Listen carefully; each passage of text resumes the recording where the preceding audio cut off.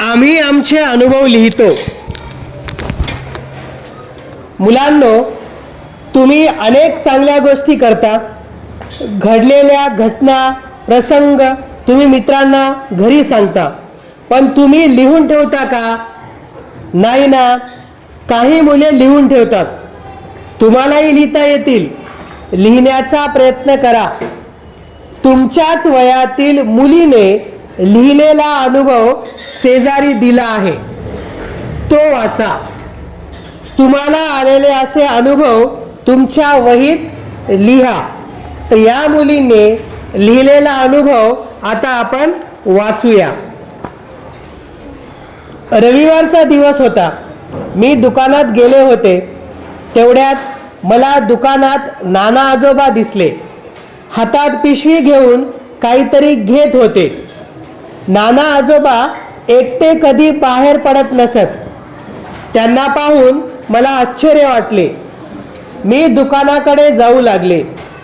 तेवढ्यात नाना आजोबा दुकानाच्या पायरीवरून उतरत असताना धोत्रात पाय अडकून जोरात पडले। मी पळतच त्यांच्याकडे धावले।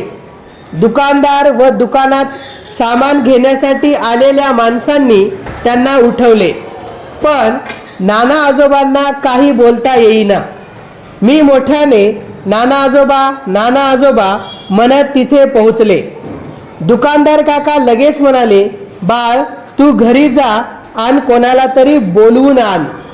त्यांना वाटले माझेच आजोबा आहेत ते। मी म्हणाले, हो काका, मी घरी जाते, पण तोपर्यंत तुम्ही त्यांना जवळच्या दवाखान्यात न्या।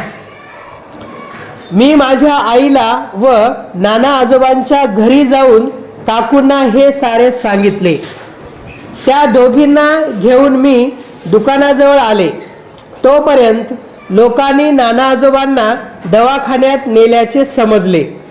आम्ही दवाखान्यात गेलो। डॉक्टरांनी आजोबांवर औषधोपचार केले। नाना आजोबांना थोडे बरे वाटत होते। काकूंनी त्या सर्वांचे आभार मानले। रिक्षा करून आम्ही नाना आजोबांना घरी घेऊन आलो। काकू म्हणाल्या, तुझ्यामुळेच आजोबांना औषधोपचार वेळेत मिळाले। सगळ्यांनी माझे कौतुक केले। लेखन कोण केलेले आहे? पाणिनी पाटील, बीड।